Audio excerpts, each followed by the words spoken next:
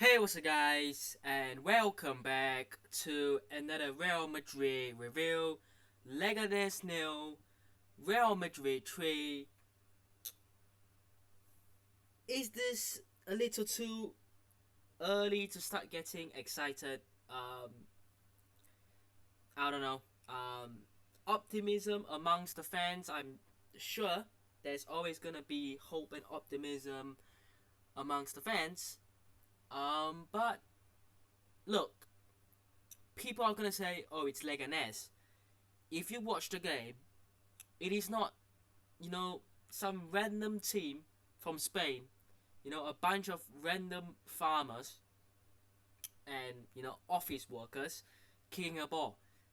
Those guys, Leganes, and you have to give them the credits, are a good side. And in the preview, I said they are a good side with players that, are older, experienced, and are individually good.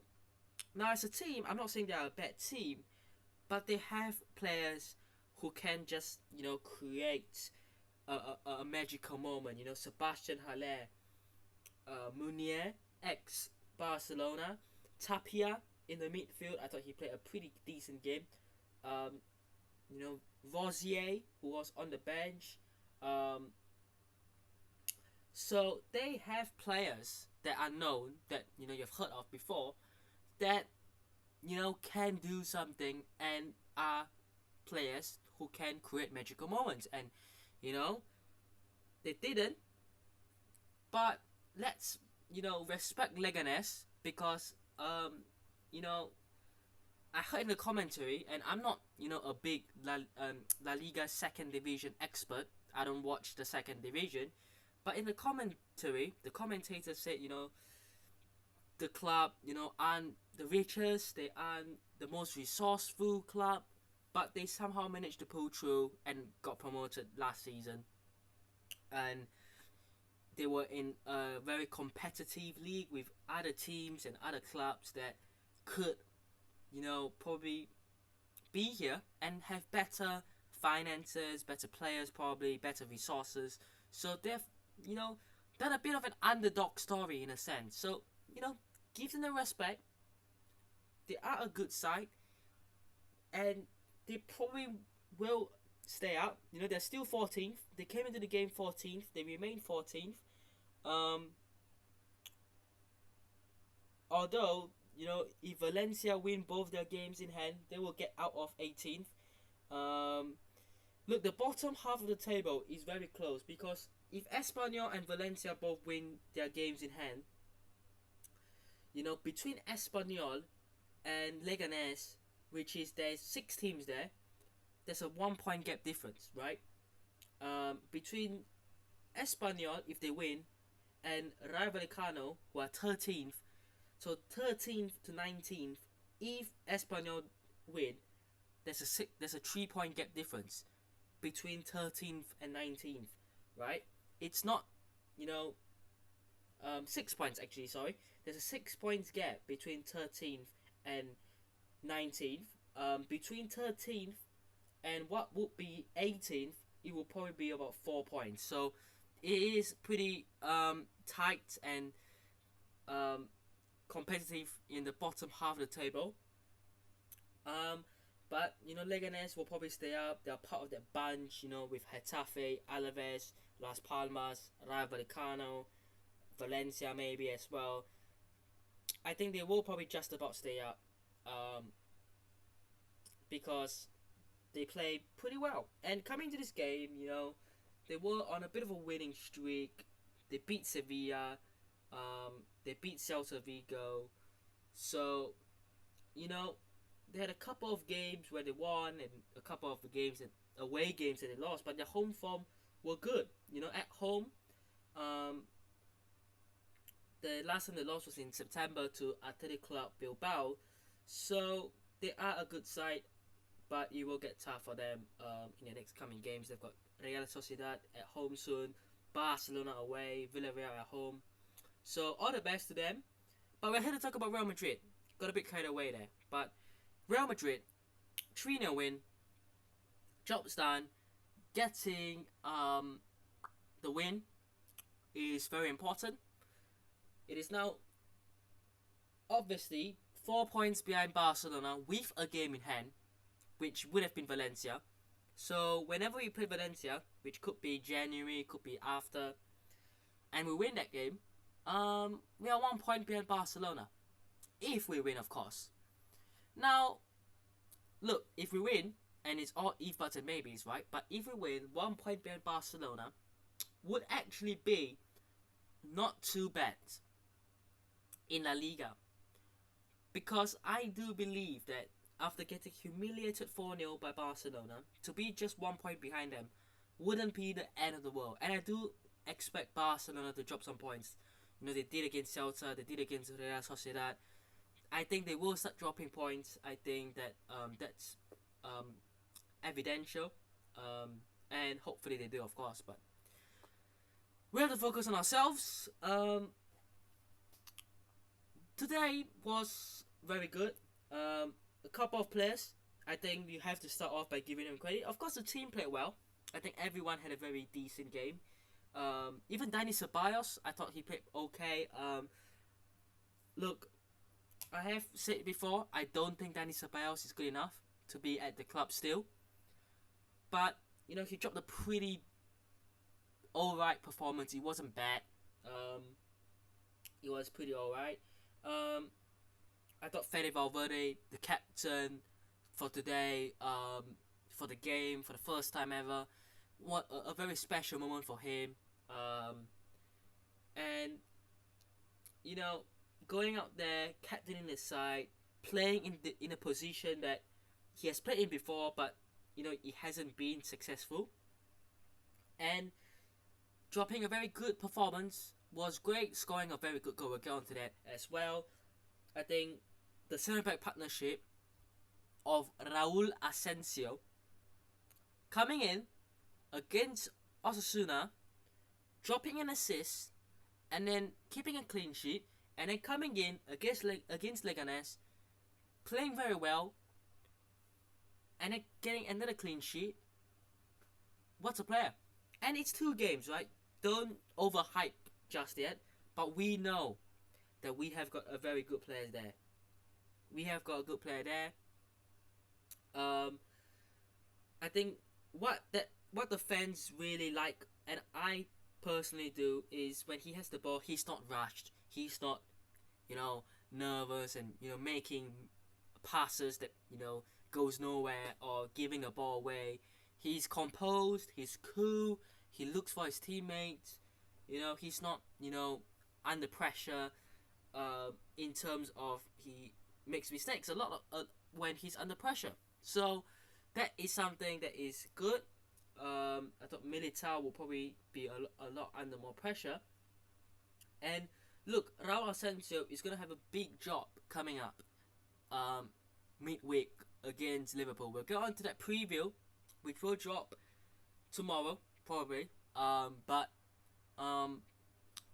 him and Rudiger have played very well there as a duo. I thought, you know, Fran Garcia did pretty alright. Courtois, couple of saves, but yeah. Arda Güler, we have a star in there as well. This is what I'm thinking about Arda Güler is he's a good player. That shot that he had, which he, you know, got past a couple of players and then took the shot, good save from Dimitrovic, but he's a raw talent. But he needs time. He needs, you know, he needs the season. He's young. He had last season where he was basically injured for, you know, most of the season, and then he couldn't get into the team. Now, the attack, there is a spot there. He's gonna have to fight the spot out with Brahim Diaz, for sure. But there is a spot there for him on the right side, for him to show that, you know, he can be the man. And I thought against Leganés, he played well. The midfield, Camavinga, great game. Dani Ceballos, alright. Bellingham, one off, if not the best player on the pitch. I would say it's between I would say a lot of people would say Asensio. I thought Fede Valverde could be a shout. Um, Bellingham could be a shout as well. I think he's one of those three. I would say Bellingham. Um, it's not just his goal, but for that first goal as well. We'll go into that. And the front two, Vinny doing well. It's a shame he's injured. And he'll be out against Liverpool and a couple of other big games as well. We'll go into that as well in the preview. And then Mbappe, good for him. It's a tap in, right? But a goal is a goal. It's good for him. Um, you know, get the confident boost back. But let's talk about the first goal. What I want to say, Bellingham. That's what I mean. The defender is put under pressure. Bellingham wins the ball back. Through for Vinicius. Could have gone for a goal, probably would have missed, so he squared it to Mbappe. Yes, it's a tap in. But look, a goal is a goal, and Mbappe, he needs those goals to get his confidence back. Simple. The second goal was a free kick. Well, it worked, and then Valverde strikes it. It's a clean strike. It's similar to the one. Who was it against? I forgot the team. Was it against? Who was it against? He scored one earlier this season. If I can find it.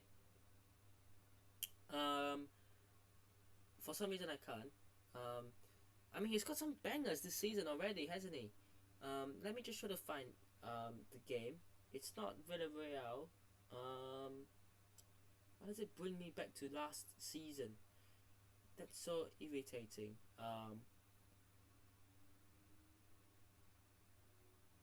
Was it Real Valladolid? Yeah, must have been Real Valladolid. Yeah, that free kick goal against Real Valladolid. It's similar. He's got some bangers as well, already this season. But yeah, great free kick. We know Valverde can strike a ball really well. And then the third goal, it's a mess. The corner comes in. Rudiger gets the ball, gives it to Brahim, off the bar, deflected off the bar, comes back out. Bellingham gets the rebound. It's not the cleanest of goals, but we'll take it. And again, it's good for Bellingham, the confident boost to get that goal. And I just want to say one thing. Bellingham is not a goal scorer. His job is not to do that. And the amount of media hate and attack on Bellingham for not scoring goals is ridiculous. Because his job was never to score a goal. His job was to score a couple, but not 15, 20, 25 goals in a season. And last season, yes, he got that amount of goals, but he overperformed his XG, and overall, he was in spaces where sometimes he got a bit lucky, sometimes, yes, it was his, style and his positioning and his excellence, but he's not playing in that system like last season anymore. He's not the attacking midfielder / false line, getting in the box, making runs into the box. He's not that player. So, 2 goals in 2 games for Bellingham. I'm happy. And I think that it's a good confidence boost. Now, moving on. We have got Liverpool midweek. Alright. Away from home. And then, we have got 1 home game in our next 1, 2, 3, 4, 5, 6, even 7, because we will be playing the Club World Cup final, not at home. So 1 home game in the next 7, because we've got Liverpool away, Getafe at home, which is next week. Next midweek we've got Athletic Club away. Next weekend, Girona away, and then Atalanta away, Rayo Vallecano away. We've got the Club World Cup final, which is not the main Club World Cup. This is some continental trophy or whatever. Could be the first silverware of the season. And then we've got Sevilla at home before we have the break for a couple of weeks, and then you head into the Supercopa, which isn't even at home. It's away in the Middle East. And then the next time we play at home, we'll be against Las Palmas in middle of Jan. So we've got one home game next weekend, and then afterwards you're waiting for basically before Christmas and then a month afterwards. So you're not gonna have any home games until a few days before Christmas, and then a month later in middle of Jan. So mainly away games. Even the cup games that put Real Madrid as the home team, those are at home. The Supercopa will be away, and the Club World Cup final, the fake one, and even the real one will be away. So some big games coming up, but can't wait. And yep, 3 points. Very happy. Hope you guys have enjoyed today's video. Hit the button instead. Subscribe to the shows on already, and I'll see you guys in the next one. Peace.